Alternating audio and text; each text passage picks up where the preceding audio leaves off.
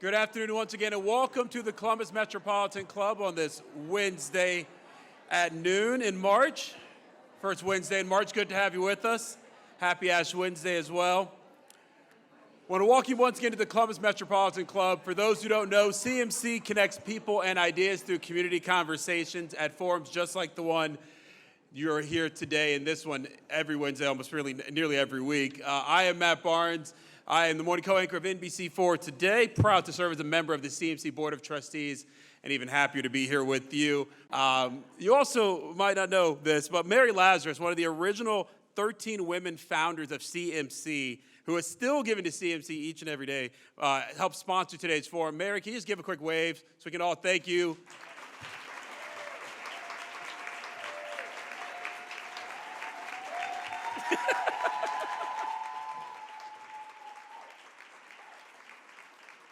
You talk about one of the pioneering women in Columbus right there. There's one of them. So thank you so much, Mary, for being here and for your continued support of the CMC. Again, the Mary Lazarus Legacy and Civic Engagement Fund is one of today's sponsors, as well as J.P. Morgan Chase. We want to thank them, as well as also today's forum partner, the Women's Fund of Central Ohio. Also, our presenting sponsor of the live stream, the Center for Human Kindness at the Columbus Foundation, and our live stream partner in the Columbus Dispatch. And of course, we're grateful to the View of Columbus for hosting us once again. We had to get the bigger venue for a forum like this, which we love. Every CMC forum does take a village. So if you don't mind, one big round of applause for all of our sponsors for today's forum.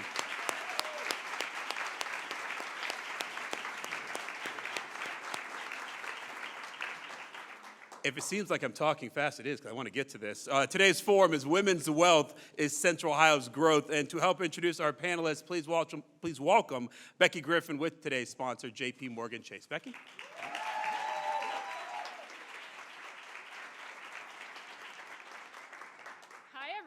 Good afternoon. So excited to be here with you.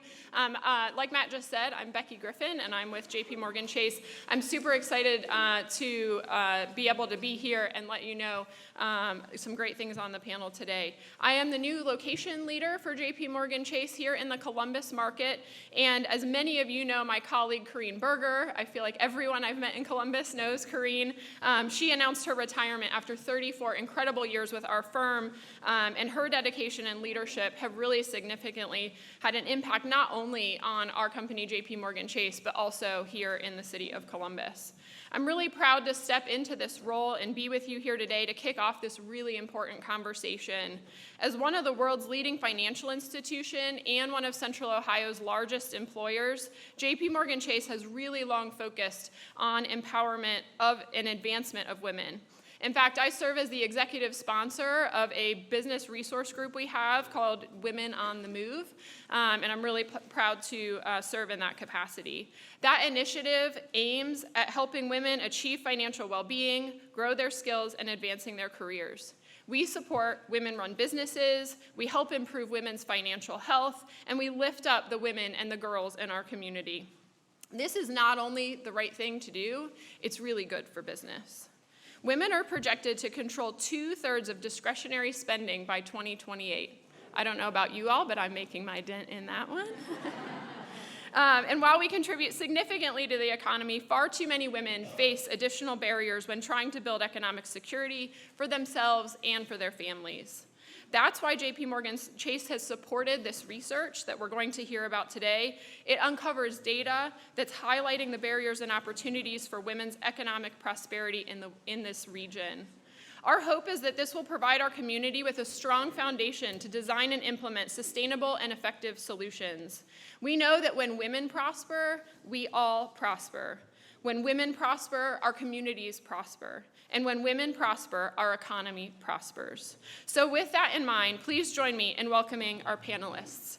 Alex Dorman, a research fellow at the Center for Community Solutions. Alex.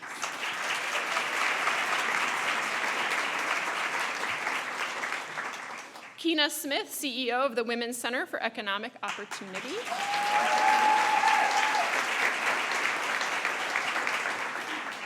Shannon Isom, President and CEO of the Community Shelter Board. Lisa Gray, President of Ohio Excels. And lastly, my colleague and our moderator, Courtney Filato, Vice President, Program Officer of Global Philanthropy at JP Morgan Chase. Thank you, Courtney.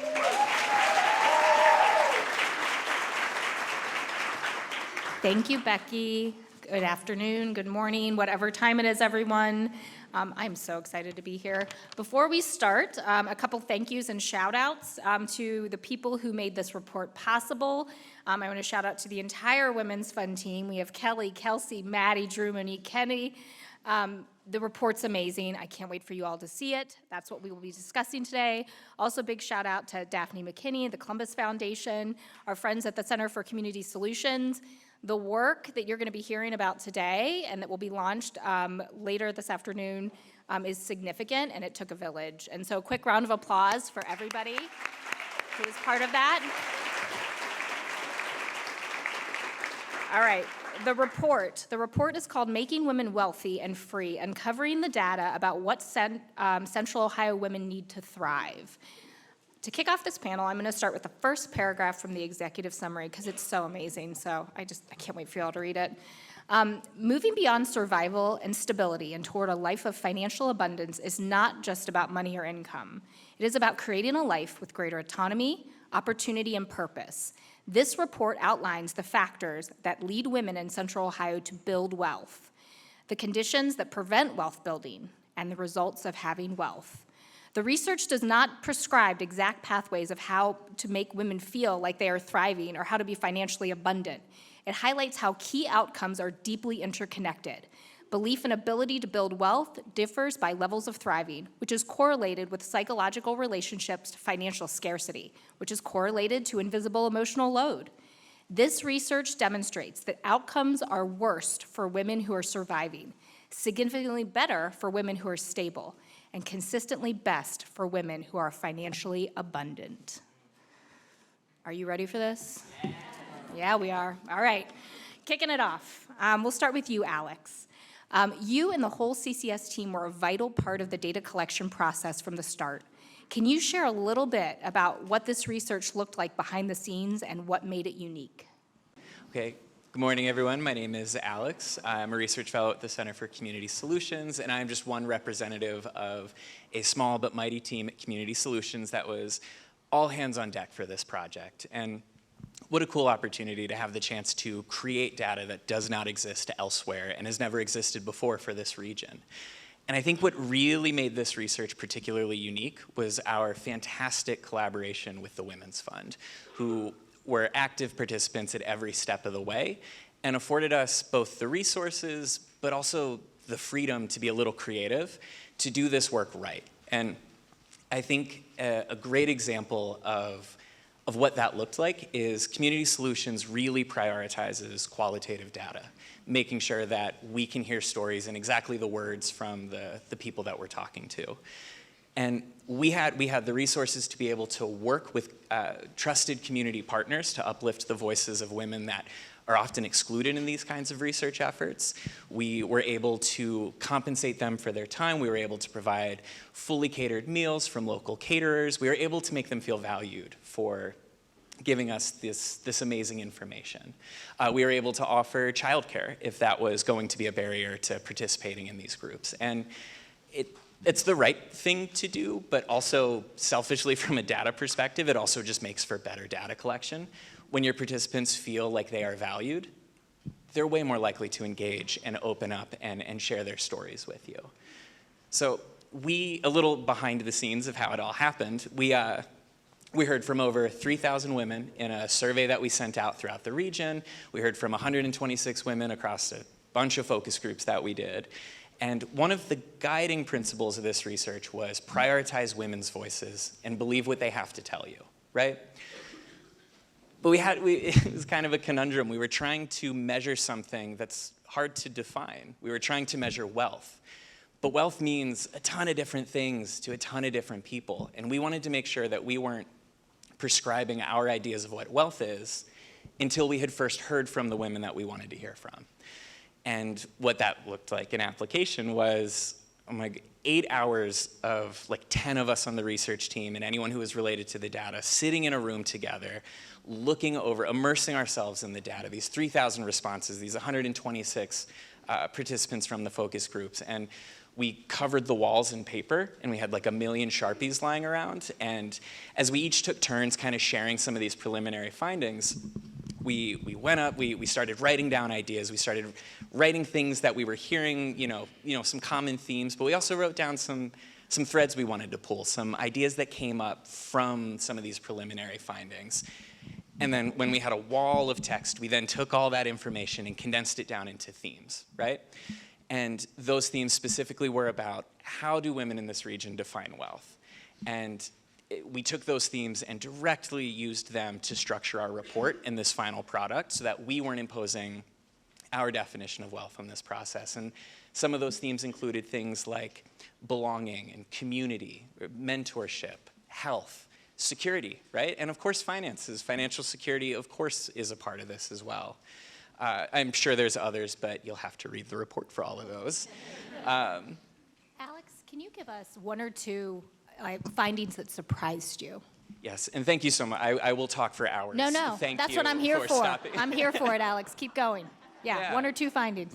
Yes, when we asked like over 600 questions, isolating one thing that was interesting is hard to do. But something that I thought was particularly surprising, or maybe not surprising, but really challenges pervasive narratives. We hear so often that one of the pathways to building wealth is through employment, right? So we were able to look at this sample of women, and a lot of the analysis we did was grouping women into women who felt like they were financially abundant and women who didn't. And that wasn't based on income. Instead, it was based on a perception of, I have enough right now to feel secure, or I could use extra right now. So it was more perception-based. And when you look at these two different groups of women, I wanted to know, what are their experiences with employment? And right off the bat, they're working at almost exactly the same rate. There is no difference in amount of effort or that there was no difference. If anything, the women who were less financially abundant were way more likely to be working multiple jobs. So we weren't measuring effort, but if we were, there's an argument to be made there that the women who were less financially secure were in fact working even harder than the women who were more financially secure. But where there were pervasive and stark differences was in the quality of the jobs that the less financially secure women had access to that we're currently working in.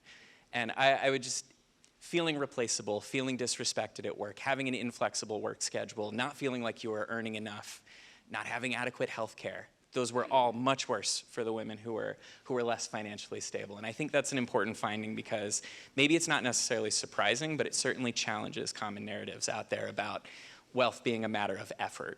Yeah, that's great. Kina, let's go to you. The Women's Center for Economic Opportunity hosted one of the focus groups for this research project. What are some of the themes that emerge from the women in our community authentically sharing their lived experiences in Central Ohio? Thank you, Courtney. Appreciate the question. First, I'd like to thank the Columbus Metropolitan Club for having me and thanking the Women's Fund for doing this work. Thank you to Chase for supporting it. I definitely have to say hello to all of my board members. Thank you for being here. And if I may, this AKA would like to give a shout out to the fabulous the fabulous ladies of Delta Sigma Theta, who are in the house. Yes, we appreciate you. We appreciate you. We see you. Absolutely. We love that. So, to themes. To themes. So first, let me talk a little bit about the demographic that was in the room so you give you a little context. So we had about 15 lively and robust and smart African-American women who, to piggyback kind of on what Alex said, were entrepreneurs. They were wage earners, employers, careerists, as we like to call them, and some of them were both. So having a business and working a job, when we talk about that mental load that can be on women, was evident in our group. And they were sandwiched. They're sandwich generation, right? So they are caring for children. They are caring for aging parents. Many of them are doing it as single parents. And so they have a lot on them. But let me tell you, yes, financial security, as well as self-sufficiency was a theme in our conversation. So by way of insight, yes, income is important, but also asset building. And so to my left here is a woman who talks so much about the importance of affordable housing. And so this group of women definitely recognize the importance of home ownership and how that can help them build financial security and self-sufficiency. Now, one of the things that you may not realize is that when it comes to lifespan, African American women are only surpassed in lifespan by European American women. Now, there may only be a few years between them as far as lifespan is concerned, but there is a world of difference in how we move through the world and how we are treated in this country. And so financial security and self-sufficiency is super important to these women as they are wanting their children. They want to look out for their parents who probably don't have enough, in retirement. And so they're looking to them for support, financial support. And then they have their children. And then they have college. And then they have their financial debt as well, right? So they're sandwiched between, I know the simple definition is between children and aging parents, but these ladies are like a daggone sub sandwich or something, right? It's stacked. Triple stack. Triple stacked, Club okay? sandwich, yeah.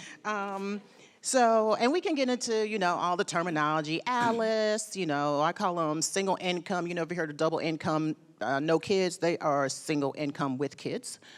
Yeah. So financial security is super, super important to them. The next theme that came about was support systems. Not only what you might think of as the normal support systems as far as your friends and your family, a good bank. And by the way, I will say that from other research we've done, credit unions need to stand up and take a hand. They get a lot more credit than commercial banks do, but we'll talk about that some other day. Sorry, Court. See, Courtney, that's why I don't get invited to these things that often, You're about to get cut off. You got to stay on script, Keena. You're about to get cut off. I'm going to shut your mic down. Okay, let me regroup. Get back. Let me regroup. Get back. Get back on track. Get back on track, right? But it includes tools and resources, right? And they want equitable access to the tools and resources that others get. They want financial education, not financial literacy. Financial literacy is something that rubs them the wrong way. Just by way of insight, they want information about investments. They want information about cryptocurrency, right? They have disposable income and they want to be respected for that. And yes, we did talk about systemic barriers and obstacles, but they did not want to spend a whole lot of time talking about dismantling something that they did not build. They don't want to spend a whole bunch of time talking about fixing something they did not break.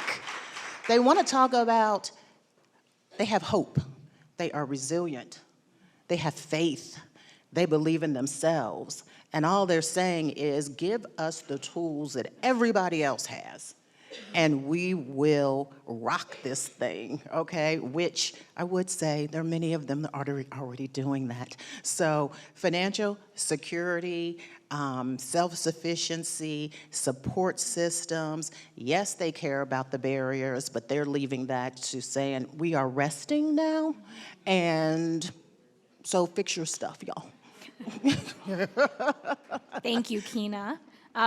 So you mentioned housing. Let's go to Shannon. So Shannon, in Franklin County, 1 in 5 homeowners live in unaffordable housing or housing that costs more than 30% of their monthly income. The ever-increasing cost of owning a home is a barrier to financial stability and to building wealth for women in our region. What can we do in Central Ohio specifically to make sure more women and their families can buy a home, which is a major source of wealth building in the U.S.? I'm not going to go through the whole litany of thank you, so can I just ditto what you said? Thank you for everyone. Yes. Thank you for the invite. I was worried I wasn't going to be invited back because I acted up the first time. She did. So I was there. thank She did. you, whoever invited me back. It's good trouble.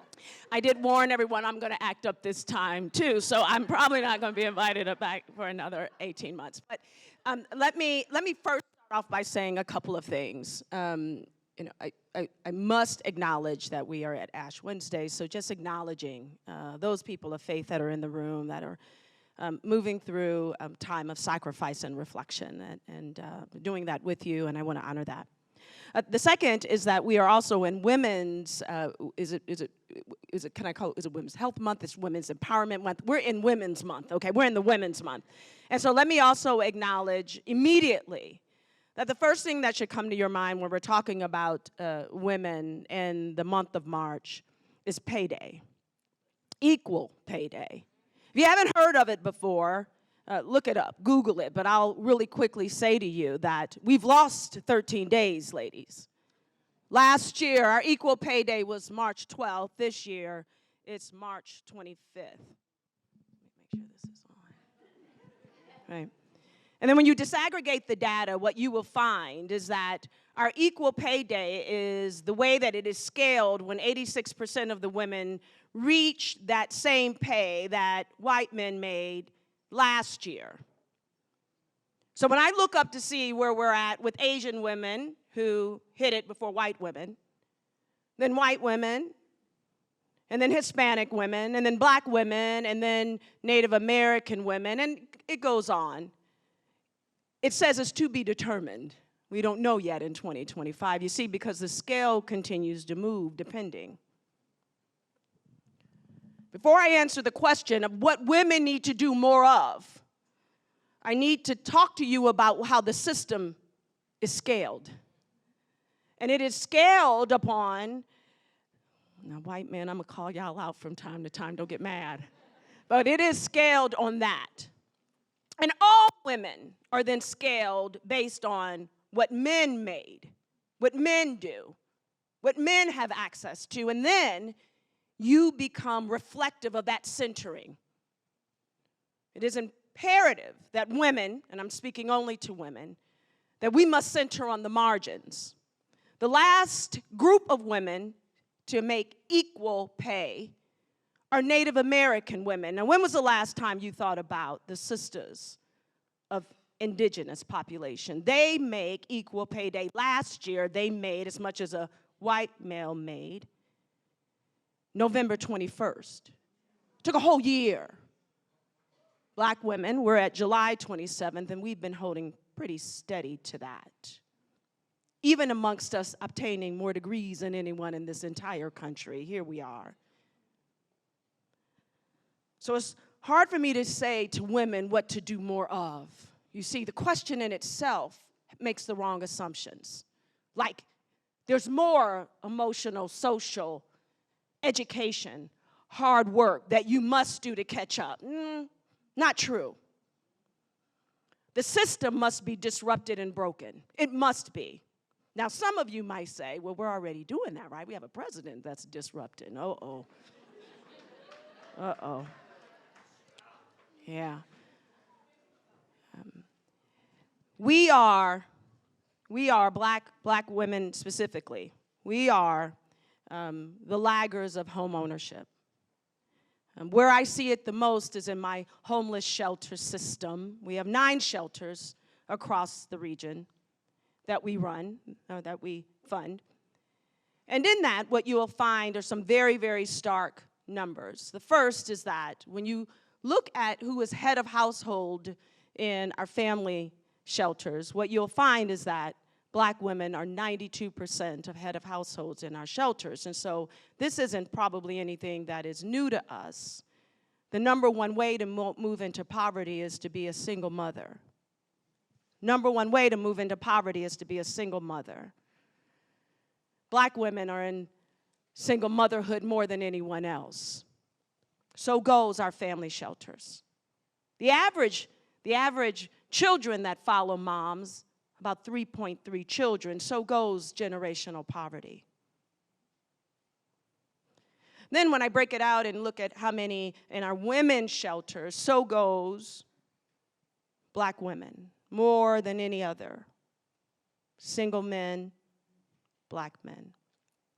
Here's the kicker. The shelter system is an adult shelter system, and people ask me many times, where do the kids go and what is your responsibility to kids? Kids follow parents. But if you are a youth child that's on their own, you're in the foster care system until you're not. And when you're not, you're about 18. And so we've carved out this 18 to 24-year-old to say, okay, well, where's youth homelessness? Well, we fund that. And when you look at youth homelessness, what you'll find is that most of the young adults that are in homeless shelters are women, are girls. You disaggregate that based on race, it's upwards of 80% are black girls. And you'll say, okay, well, where are all the boys? Where are they at? Yeah, they're in jail. Or they're surfing. Or they're under bridges. But women, we are in the shelter system because it's dangerous out there. Okay, so then we start talking about other things of why housing is important. Housing is important also for safety because there's violence that's perpetuated in gender-based violence. And in fact, when you look at gender-based violence, and especially when you don't have housing, women, we die. Black women, we die in gender violence. This is stark. But I must talk to you that this isn't about how do we build well? This is about safety, belonging, security, family. No offense to the research, but black women, you already knew this. It's been passed down. You have to. You must be safe. We already knew. What can we do here? Well, the first thing I always say that we should do is stop doing programming and let's do some policy and legislation. Can we do that? Can we make sure that we have an increased home ownership here within the region? We are lagging behind. Black women specifically are lagging behind. The overall country of home ownership, when it comes to women, is pretty steadily gone up.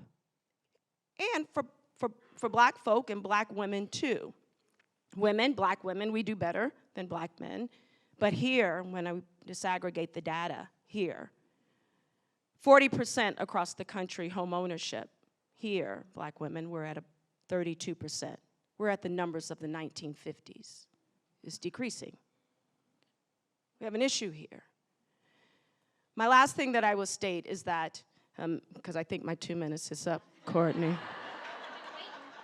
But keep one last point for Shannon. I'm gonna say one last thing, is that Courtney started off by saying, when women do well, the country does well. And I will tell you, I'm talking to women only. Women, when black women do better, all women do better.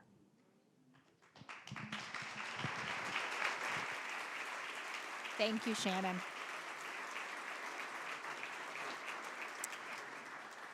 Thank you, Shannon. All right, Lisa. Let me just ask. Yes. Whose idea was it for me to go after Shannon? Yeah. You know, it's funny. I actually thought that. I was like, Lisa's going to be so mad at me later. I kind of want to run out the door. Actually, she was listed first before Shannon on my little notes, but I'll deal with that later. So, Lisa, to pivot, but not really. So, Lisa, we know that when women are able to thrive financially, our region's economy benefits. One issue that came up as a barrier to wealth is the high cost of childcare. In Franklin County, the estimated cost of infant-centered based child care was $14,996 per year, nearly 42% of the median income for single mothers in Franklin County.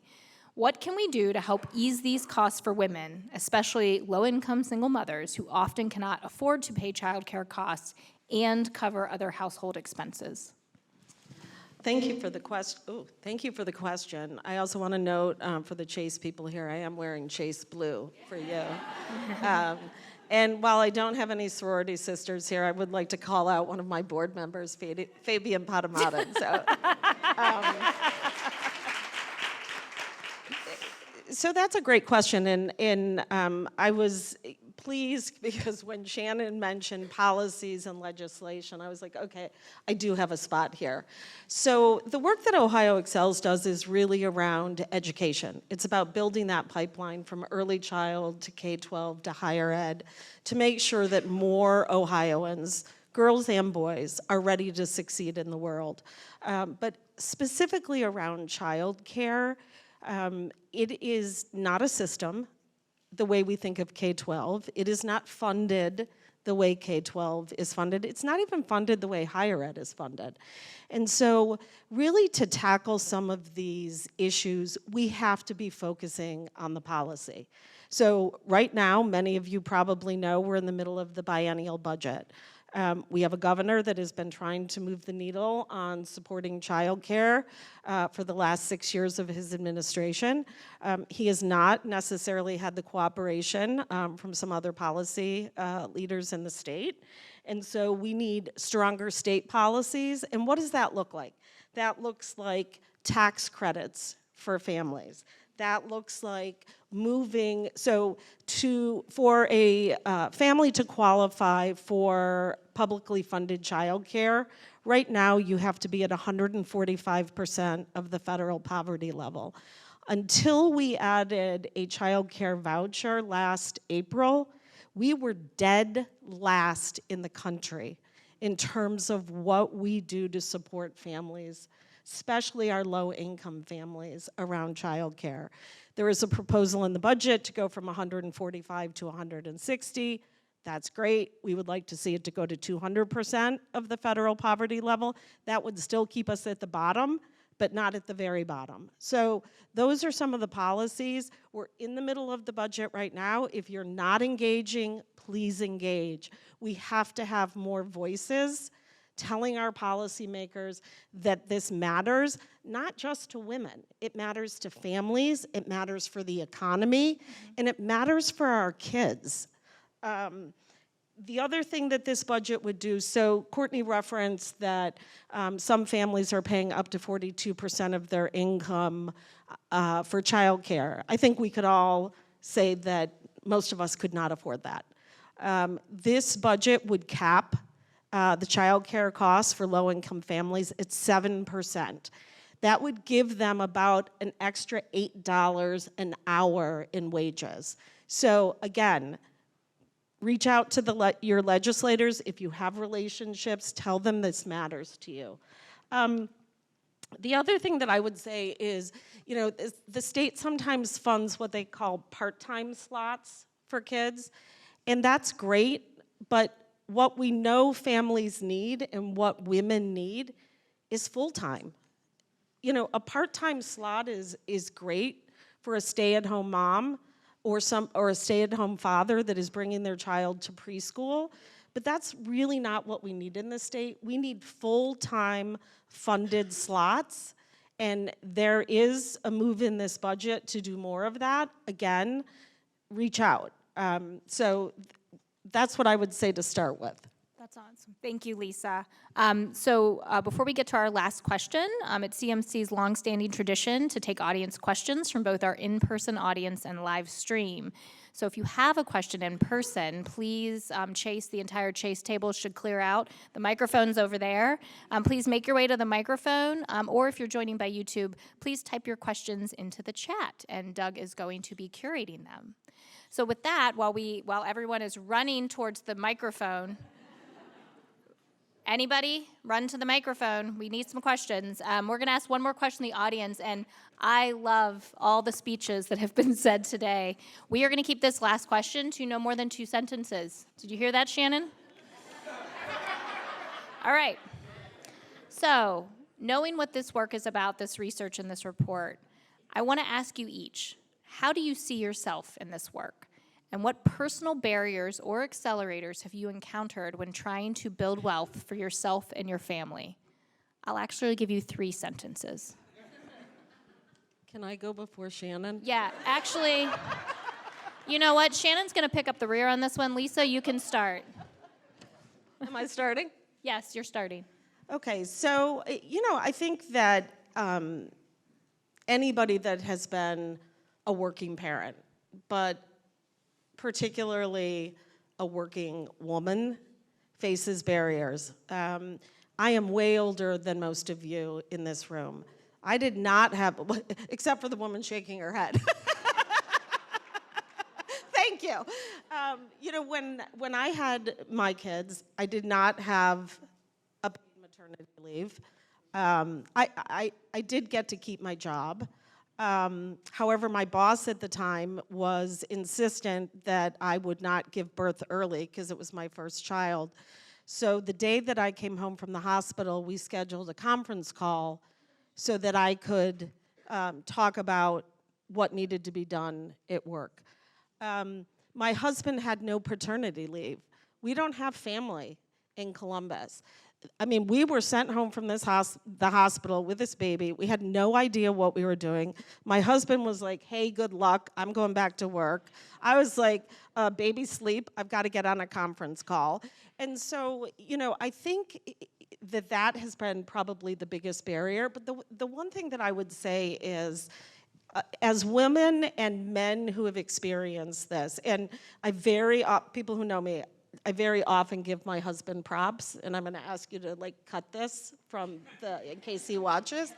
But I think he treats his employees, and I hope I do better, giving them more flexible time, understanding the challenges, knowing that, you know, if your kid has a sporting event at 5:30, leave early.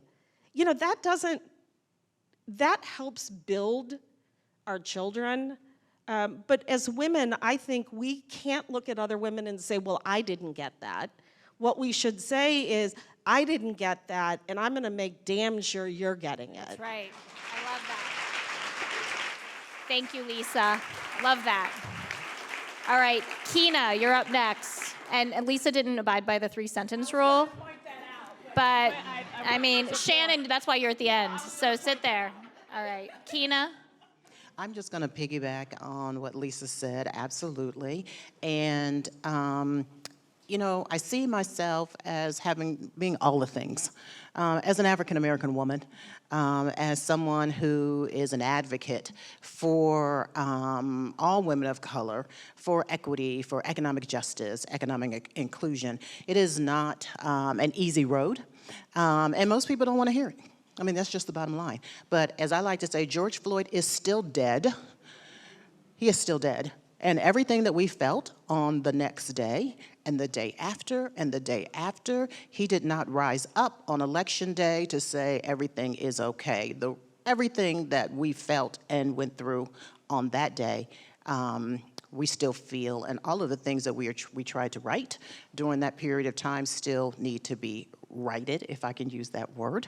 And I know I'm over 3 sentences as well, but let me just leave you with one other word, and that's courage. We, as a community, must be courageous. We get awards for being smart. We're a wonderfully smart city. I would love to see us be a wonderfully courageous city as well. Love that. I love that. I love that. Alex, you're up next. Hold on, Shannon. I know you're ready. Alex? I promise. No, you just take your 3 sentences. Yeah.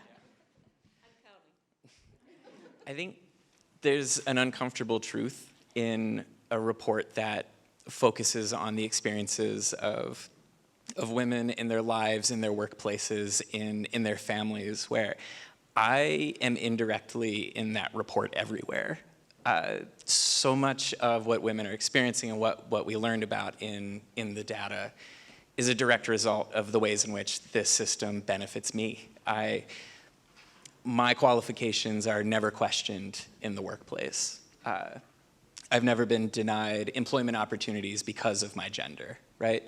You'd have to be pretty uncritical in your reading of this report as a man to not see how your presence in this system does not impact the women in this report.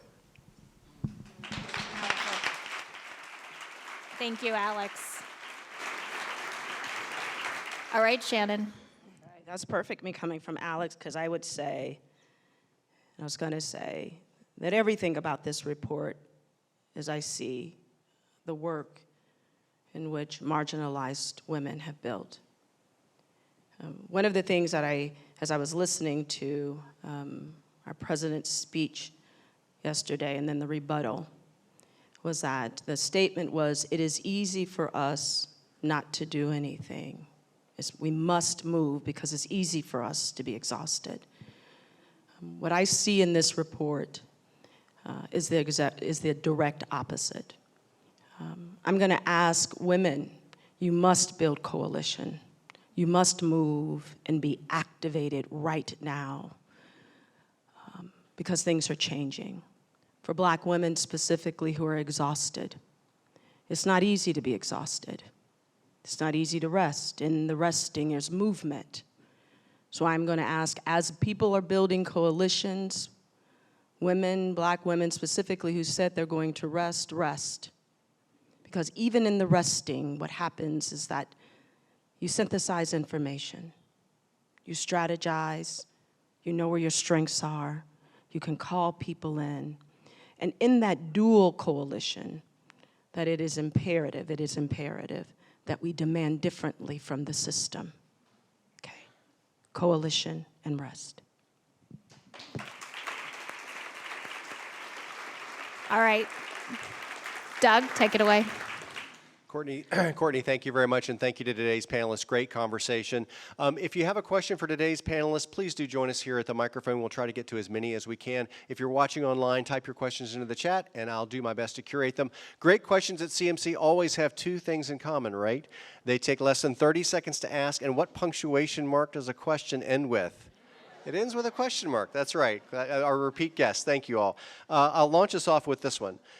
Women-owned businesses, women-led nonprofits, and women-centered nonprofits receive less funding than their male counterparts.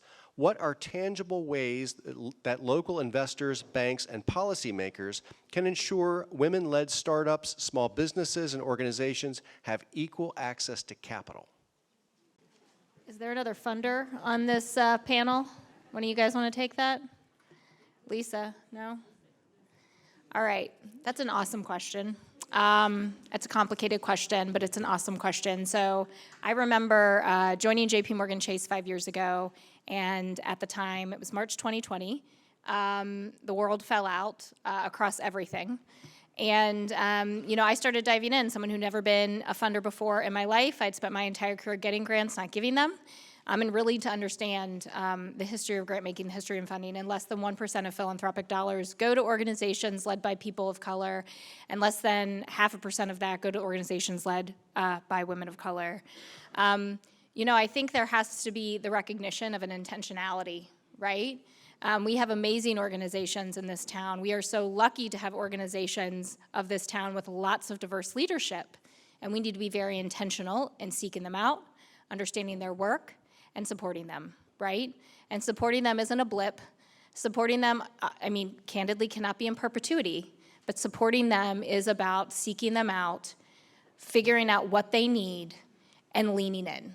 And this is something that I know JP Morgan Chase has been very intentional about. A lot of the other funders in this room, our friends at the Columbus Foundation and many of the other corporate foundations have been intentional.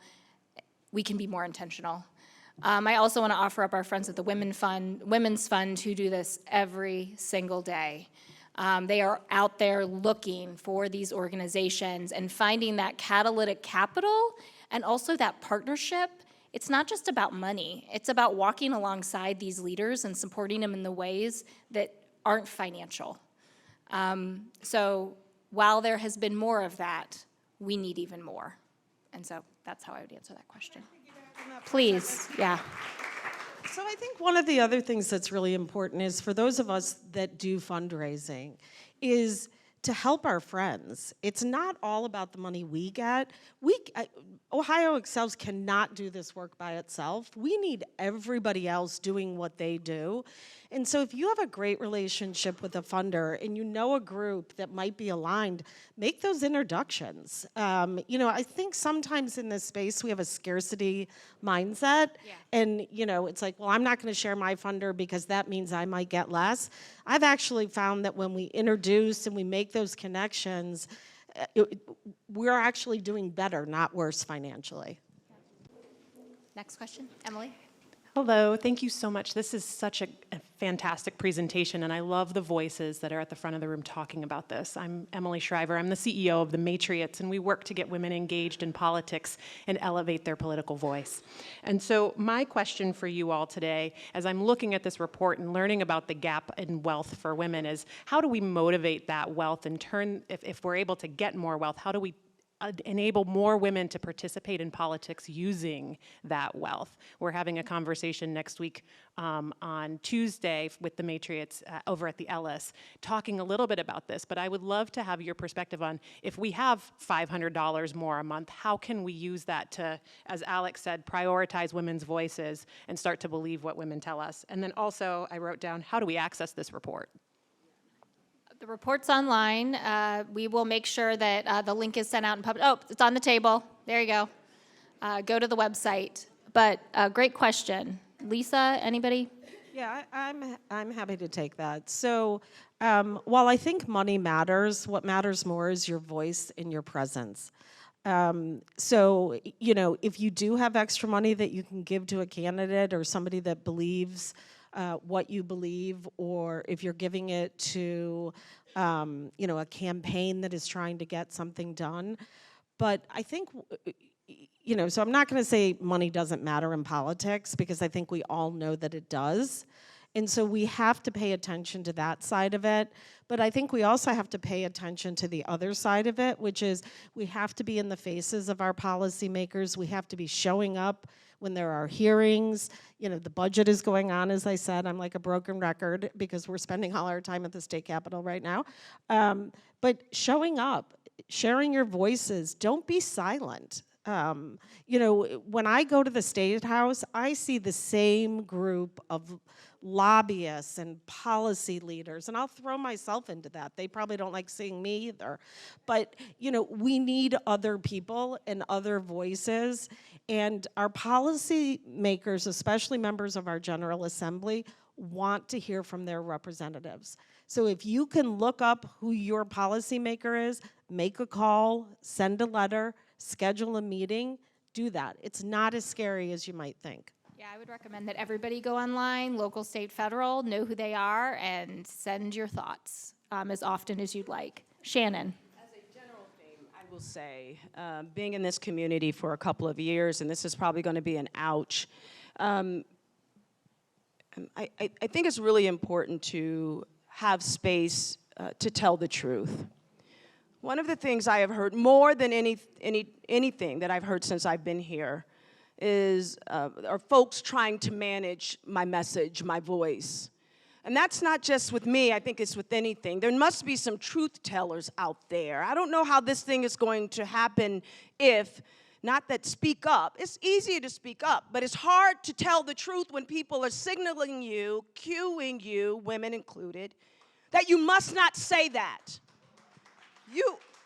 Listen, speaking up is one thing, telling the truth is another. And I said to a sister here, if I say something, will you have my back? It's that serious. It's that serious here. There is a disparity here when it comes to race and class and gender. And when you intersect those, it's not speaking up anymore. It's not coming to this and having a lunch. If you don't know anyone or interact with anyone that is any different from you, there's a problem. If you are doing more mentoring than sponsoring, there's a problem. There's a problem. I love Matriots. I love them. I give to them personally. But I will tell you that I'm not sure if just having more women in politics is going to change things. There must be more women in politics that are truth tellers and that we hold them accountable and we have their back. And if that means women, that we must put our money aside separately, secretly, covertly to make it happen, then let's do it. But shutting us up must stop. Speaking personally.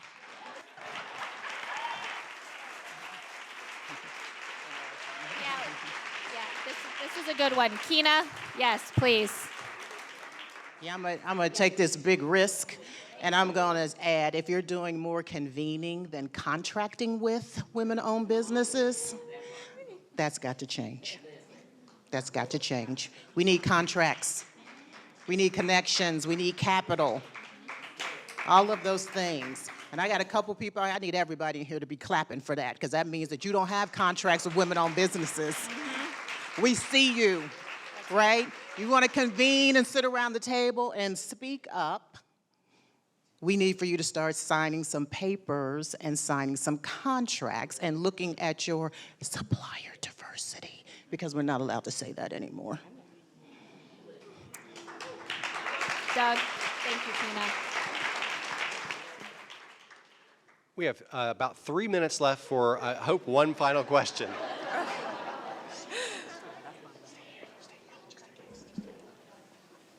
Hello, I feel a bit nervous because I'm the last question, but I'm glad I am, because I have quite an overarching question rather than anything in particular to any subset of what was discussed. I am just a young voice, a young face. I don't belong to any organizations. I'm 20 years old, and just have felt enamored to be able to take witness to all the things that were discussed today. I have an immigrant mother, both immigrant parents, but my mother's a single mother. As you know, things like that do happen.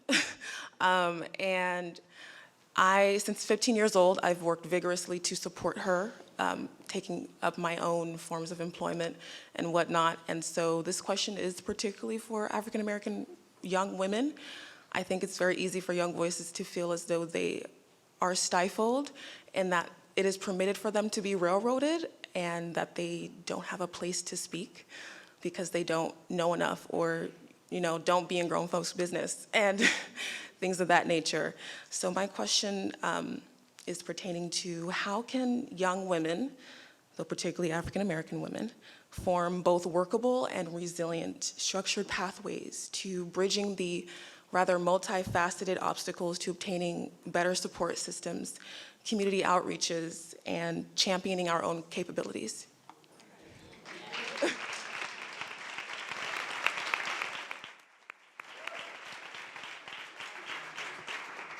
First of all, thank you for having the courage to come up to the mic and ask the question. We very much appreciate it. Please come back more often and become an active participant right here in this room. And bring your friends. I think that is part of the first thing that we can do, is to, as Shannon said, build coalitions and then show up, speak up, and it doesn't go together, but tell us what it is that you need and that you want, and hold us accountable for following through for you. So please call me, email me, and let's talk about it more, because we would love to help.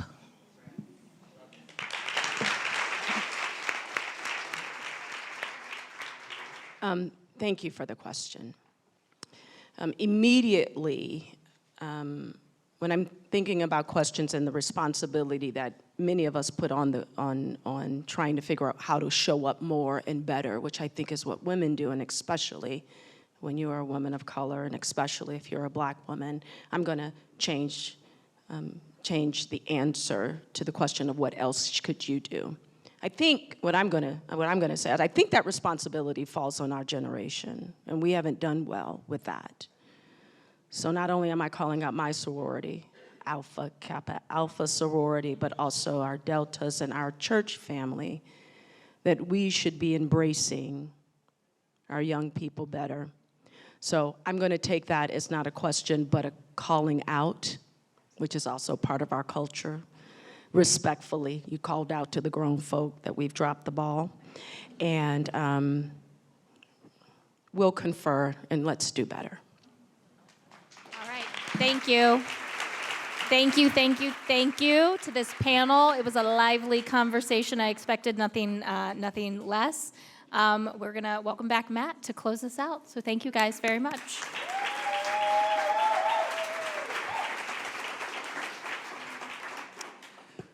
Well, that was passionate. As I expected it to be. I mean, this is such an important topic in this city that I know is so passionate about helping women and helping women thrive, but also knowing the work we need to do. I am so glad we had this panel to guide us through that conversation. And just because it's only an hour and we're done here doesn't mean we're done talking, right? So let's keep the conversation going, please, as we think about what we heard today. I want to thank once again our forum sponsors. We can't do this without you. The Mary Lazarus Legacy and Civic Engagement Fund and JP Morgan Chase. Big round of applause. Thank you so much.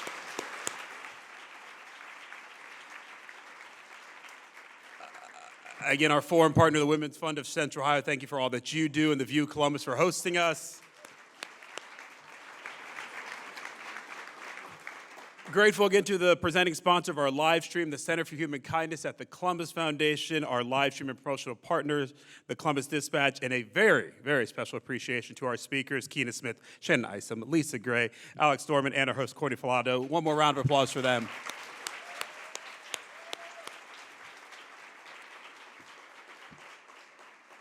So I don't know about you, but I'm ready to run through a wall. I don't know what exactly yet, but I'll run through it for anything that I heard today. I feel like there's so much more we need to be doing. But again, if you need to get to that report, it is right there, the QR code. You can download the entire report right there, see the executive summary, all of that. So take this with you so that not just so you can download it, so other people can download it and read all the good work that's been done in that report and what needs to be done here in Central Ohio. And hey, make plans to be with us again next Wednesday and every Wednesday, but we're back at the Ellis in Italian Village next week to talk about the state of the performing arts here in Central Ohio. Another fantastic panel of Columbus leaders. On behalf of the CMC, we thank you so much for being here. Have a wonderful, wonderful rest of your day.